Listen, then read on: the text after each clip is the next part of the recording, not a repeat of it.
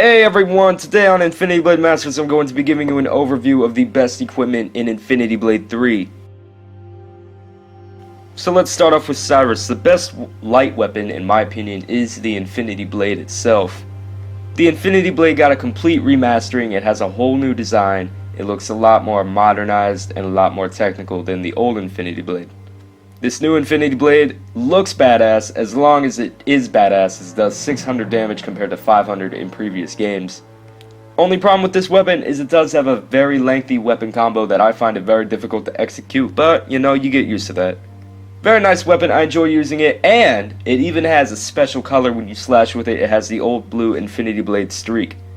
Now if you refuse to use light, I understand. Let's move on to heavy. What is the best heavy weapon in the game? Well, there's multiple. There's the Pressure, there's the Rift, but my personal favorite, the Infinity Cleaver. This is basically the heavy variant to the Infinity Blade. I realize it doesn't look a lot like the Infinity Blade, however it does have the same color tones, and it does have the holes in the blade. This blade also slashes with blue light, so it looks badass, but it normally doesn't do that much damage. How did it get to that level? I upgraded it a little bit. See, the difference with Infinity Blade 2 and 3 is, for Infinity Blade 2, the best equipment would be the equipment at the top of the tier all the time. But for Infinity Blade 3, since you can upgrade all the weapons to do around the same amount of damage, then, you know, technically any weapon or any item could be the best. Something that I really like about Infinity Blade 3, it could add a lot of replay value. So yes, while the Infinity Cleaver is not normally at 1000 raw damage, I upgraded it to do that, and now it's my favorite heavy weapon. Let's move on to Duel. Now I personally don't like Duel very much in Infinity Blade 3. I find it clunky, slow, and annoying. But if you were going to use Duel, I would use the Keldrew for Siris. The Keldrew is a ninja-like blade that was in Infinity Blade 2, and it was a beast weapon in Infinity Blade 2, and they carried that characteristic over, also a beast weapon in Infinity Blade 3. Does 380 raw damage right off the top, and that's just amazing. However, it is expensive, so you're going to have to save a little bit. It looks interesting in its own way, definitely not the most fancy of blades. However, it is concise and it is simple, and I like that about it. Now, if you use light, then shield is the most important because you can actually see it and it makes a total impact on your whole character. However, if you use heavy, shield is still important for block points. If you're using heavy, you're going to want to use a shield that has the most block points and the defenses that you need. That's simple. But if you're using light, it's more complicated than that. You got to use a shield that kind of matches your suit. For this video demonstration, I have the Sovereign, which is basically a gold version of the Karak from Infinity Blade 2. This shield is obviously meant to go with the King set and the Infinity Blade, so it's a really nice shield. I do like it. For this demonstration, I don't actually have it equipped because I'm poor, but you guys get the idea. Now, there were multiple helmets in this game that I like. I couldn't pick one for sure, so I have to share a couple of them. First off is the Stateless.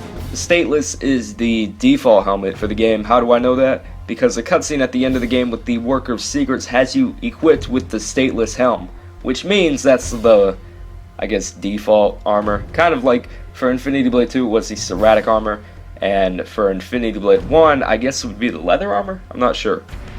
Very nice helm, looks good with some things, not everything, like the King set. Now if you're going to rock the King set like I am, then you're going to want to use the Crown of Kings, as this is meant to go with the King set. Looks pimp. This is a helmet on the front of the Infinity Blade Redemption cover, and it just looks really sick all around. Much better than the King armor in my opinion. Moving on to the armor, there are a couple that I want to show off because I like 3 of them equally. Here is the High Bomb Plate. This is meant to go with the Stateless helm, and this is the default armor in the game. Also gets very good stats, and well, not very good, but decent stats. This is an armor that I like based on looks, as you can tell by my Infinity Blade Master's avatar. However, it does have terrible stats, so keep that in mind. However, it is the only dark-like armor in the game, and it's cheap.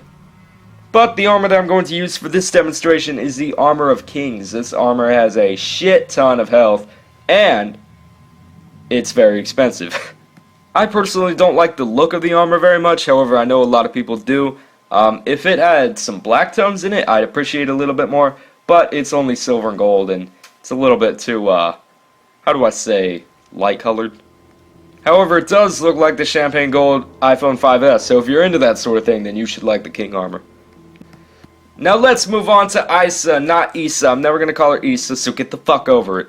Now, I like multiple weapons for Isa, and there's the light weapon class, which is like a single blade, and then you have the staff class, which is a staff, and then dual, which is 2 small daggers. My personal favorite for Isa is the staff class. I'm not even going to go into the other ones right now. My favorite weapon that I've found so far has got to be the Infinity Spear or the Master's Stick. The Infinity Spear is really good, except it doesn't do enough damage, that's simple, and it takes forever to upgrade it to do decent damage. Now the Master's Stick is $500,000, but it does do 1500 damage, really powerful. However, I don't like the look of it as much as I do the Infinity Spear. You can get the Infinity Spear from Theron, the pit boss, and it's pretty easy to obtain. However, I'm in the process of leveling it up right now, and it takes forever to get to a standard level of about 1000 to 1500 damage. So I'm not too thrilled about the Infinity Spear right now. However, the Master Stick is a great weapon, and I really do like that. For gauntlets, because I'm a Batman fan, I gotta go with this. Now, you may say that this is not a Batman reference, because I'm not really sure if it is a Batman reference. I'm gonna guess it is. Maybe you can see the similarities, Bruce Wayne, and then the gauntlets look similar. I don't know, maybe I'm crazy, but I like that.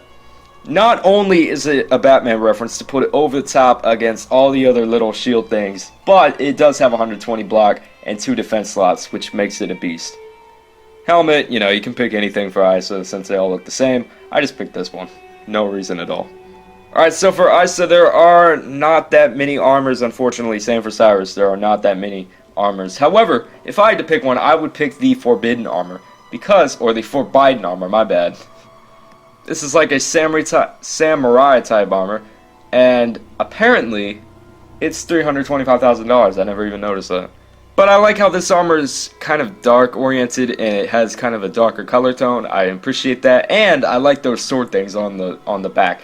Now, I do not have it equipped because I'm poor, but I do like the look of it, and that's probably the armor that I will be permanently keeping for Isa. Plus, it looks incredibly sexy, so I'm gonna go with that armor.